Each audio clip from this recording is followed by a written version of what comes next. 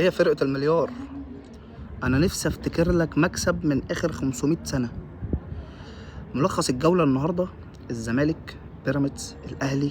الزمالك كسب 3-1، بيراميدز كسب 2-1، الاهلي اتعادل كالعادة. الاهلي ما بيقدمش شيء، حتى لو كسب ما بيقدمش شيء. يعني لو ضربة الجزاء الفنكوش اللي اتحسبت له لو كانت دخلت وكسب فما كانش كده كده بيقدمش شيء. زيزو 150 مليون جنيه بياخدهم في السنة، تريزيجيه 150 مليون جنيه بياخدهم في السنة، بن شرقي 100 مليون جنيه في السنة. أرقام مجنونة. احنا بتلات أبيض ماشيين زينا زي الأهلي، مشاكلنا ماشيين زينا زي الأهلي. الأهلي آخر 3 ماتشات محسوب له حاجات غريبة يكسب بيها الماتشات. ماتش الاتحاد اللي كان المفروض يتعادلوا، الأهلي بشع، الأهلي مضحك، الأهلي بيقدم حاجات أنا ما شفتهاش في الكورة.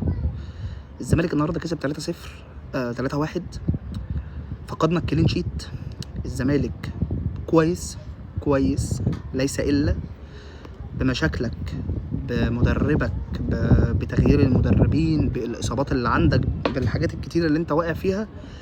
نتيجة مقبولة على التعادل القديم، على ماتش الأهلي اللي انت خسرته.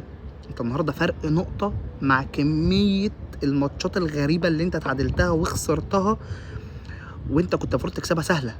ماتش دجلة، ماتش الأهلي. النهارده بيراميدز كسب 2-1، كان أداؤه مش أفضل حاجة. حتى الماتش اللي فات ما كانش أداؤه أفضل حاجة، كان أداؤه عادي. حتى ماتشين أفريقيا كان أداؤه عادي. عليه آخر 5-6 ماتشات بيراميدز عنده علامات استفهام. بس أنا تمام، ممكن أتفهم بيراميدز، راجل واصل نهائي ولعب سوبر ولعب البطولة اللي هي انتر كونتيننتال، فكان بيلعب ماتش تقيل جدا قدام الأهلي السعودي، فكان عامل ماتشات رتمها عالي قوي. فلما ياخد منه مثلا الكيرف يقع منه شويه متفهم يعني. لكن اللي بيحصل مع الاهلي ده شيء مضحك. الاهلي بيعمل ايه اصلا؟ الاهلي بيعمل ايه؟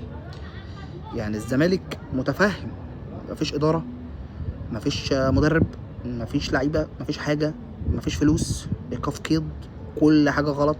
اللعيبه قاعدين على باب الفيفا بتهددنا، سحبوا مننا ارض اكتوبر، مفيش فلوس، مفيش حاجه. الاهلي بمليارات، غسيل اموال على المكشوف، حكام على المكشوف. بتعمل ايه؟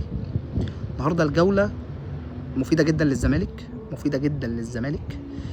بيراميدز لو كسب كل ماتشاته هيعدي الزمالك ب7 بونت وهيعدي الاهلي ب6 بونت. سيراميكا النهارده كسب. جوله كويسه للزمالك، واما نشوف اللي جاي.